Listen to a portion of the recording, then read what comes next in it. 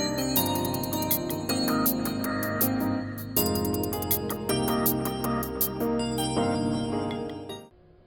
and welcome to another edition of the Academic Success Program. Today we're talking about time management. So, check out that awesome little quote. Good news, you're the pilot. All right, so first of all, prioritizing. That's one of the first steps of good time management, and it's one of the things that most people have trouble with. So, one way to handle that, and I would say first and foremost, anything that you want to do having to do with time management, you have to use a planner.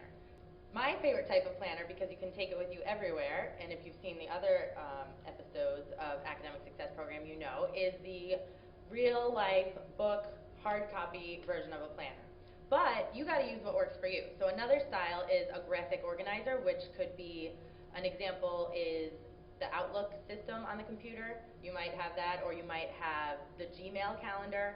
Anything that's a graphic organizer or digital organizer type thing, you might like that. It might work better for you. Or the calendar on your phone. So those are two types of planners. Now, the third thing that we can use as a tool for prioritizing is this priority matrix. So it's kind of in-depth to explain, so go ahead and click on that link below it if you want to get a really in-depth explanation. But briefly, and to make it simple, it's dividing your tasks into 4 categories, whether they're important and urgent, important but not urgent, urgent but not important, or not urgent and not important. You get what I'm saying? So yeah, click on that thing if you want to check out what that means more. But like I said, categorizing your tasks and doing them in order. And when it comes to school stuff, which is what we're talking about, but the time management in general will last you for your whole life. But when it comes specifically to school, in the beginning of the semester, what you want to do is look at the syllabus or the course outline that the professor gives you in the beginning and see when all the due dates are. So due dates, exam dates, anything important on the syllabus, you want to take that out and transfer it to your planner, so that way you have one central location where you have all your assignments and deadlines and you know what's going on. You also want to put all the other things in your nice, rich, full life into that planner, because it's not like you're existing in a vacuum and when you have school stuff to do, it's only school. No, you have all those other things going on around you, clubs, sports, family, friends, all of those things. So make sure you put it all in that one place, and it'll make it real simple. Procrastination, that's the other humongous component when it comes to time management. Now, here's the thing. A lot of people think that they procrastinate because they're lazy. That's not true. What procrastination often comes from is fear, perfectionism, and judgment. So you might be like, what are you talking about? How does that make sense? All right, let's talk about this for a second. Also, the first thing that probably popped out at you on this slide is using procrastination to your advantage. So let's talk about that first. There's this amazing article by, I think he's a Stanford professor, Dr. John Perry, and we can put that up on the website too for you, and you can click on that and read it. It's awesome. But his idea is to be able to use procrastination constructively, and what he does is, it's kind of like a little bit of a mind trick, which is funny, but you know, like sports, life is like 90% mental, I would say. So, in that essay, he talks about structured procrastination, and basically kind of fooling your brain into thinking that there's something more important that you have to do than the thing that you are procrastinating about. So, for example, if I have to write a 10-page paper and I'm just like putting it off, the idea would be, all right, so before I write this paper, I have to clean all 10 bathrooms in my building, right? Obviously that's not true, but you're kind of tricking yourself into thinking that and being like, I would rather write the paper.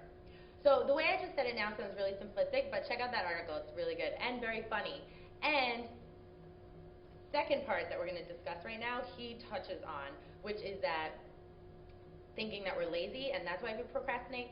No, that's not necessarily the case. It could also be that you are scared that you won't be able to do your best work, and that fear blocks you from starting early enough. So let me explain what that means. Basically, if I only study for a test the night before for like a half an hour, and then I don't do well on the test, and I could look back and be like, I only studied for a half an hour, of course I didn't do well.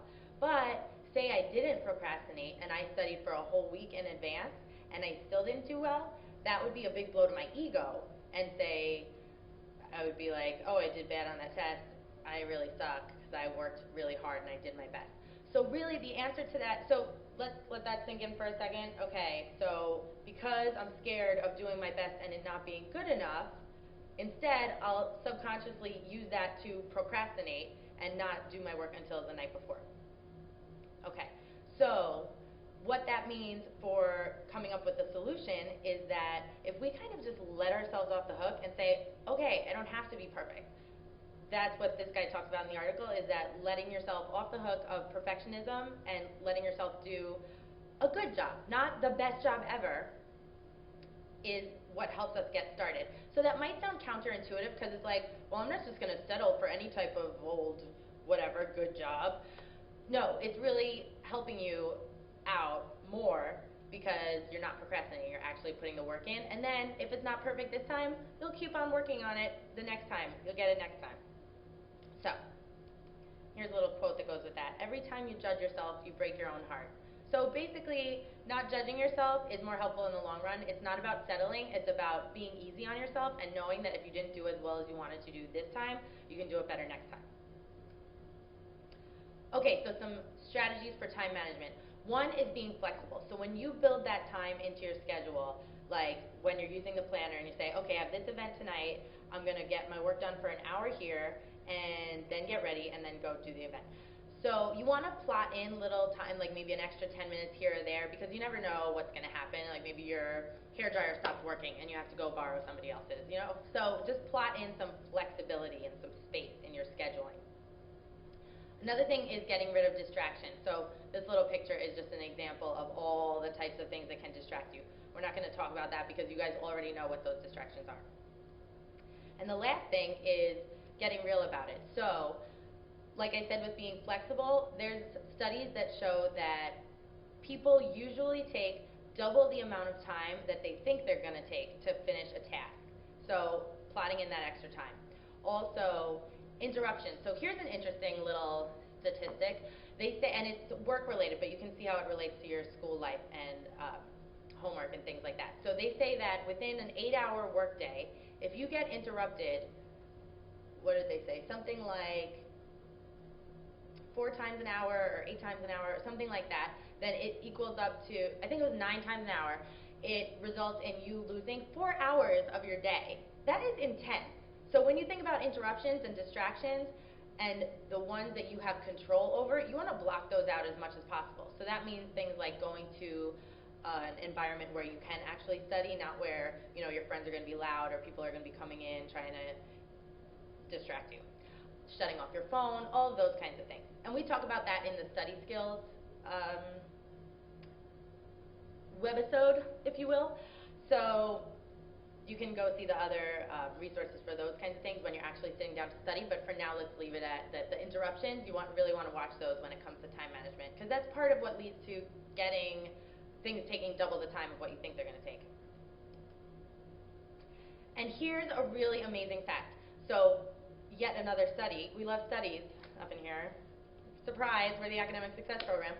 But another study says that if you take 15 minutes at the beginning of your day, and again, we're using a work day as an example. So if you take 15 minutes at the beginning of your work day, you end up saving 1 to 2 hours by the end of the day, compared to if you were just to go in like head first and say, okay, I'm going to do this, I'm going to do that, blah, blah, blah, and you're just like doing task after task without any strategizing or big picture planning. So taking that 15 minutes saves you an hour or 2 hours. That's awesome. So there we go. Big element in time management there. Avoiding burnout. So again, this might seem like something that's, okay, what does that have to do with time management? I can cram and just be fine with that. But when you avoid burnout, you save time. So how to avoid burnout? One way is you might find yourself going throughout your day and all of a sudden just this bad mood hits you and it just debilitates you and stops you from being able to do anything productive that you wanted to do. So an idea for that is this term HALT. H-A-L-T stands for hungry, angry, lonely, or tired. So for those things, you're going to check in anytime this bad mood just slams you out of nowhere. Am I hungry? All right, am I angry? Am I lonely? Am I tired? Check in with yourself, and then you figure out it might be coming from one of those feelings. If it is, then you know how to solve it. So, oh, I'm hungry. Oh, yeah, I didn't eat breakfast or lunch today. I need to do that. Give yourself a little break, have some lunch, feel better, and get back on track with what you need to do. So that's one way to avoid burnout. Another way is tuning into when your high energy times are. You know how they say, oh, are you a morning person or you're a night owl? But there really is truth to that. So if you know that you get up and go in the morning and you're good and you can knock out all your assignments then, go for it. Or conversely, if when you get home from your day and that's when you feel like you're really in the zone, then go for that too. And WSNH is our famous quote in the Academic Success Program, work smarter, not harder. That's like a key way to work smarter, not harder, is using the times that you know are more productive for you. And positive reinforcement. So obviously we know what that means is if you do something, if you stick to something that you said you were going to do, give yourself a reward, a healthy reward, whether it's getting to call your best friend and talk on the phone for as long as you want once everything is done, or an ice cream sundae. Not that I love ice cream or anything, but yeah. But then another form of positive reinforcement is, all right, I'm going to give you an example. So there's a psychologist that put this idea out there. I forget what book it's in. Well, actually, no, it's in a book about writing dissertations.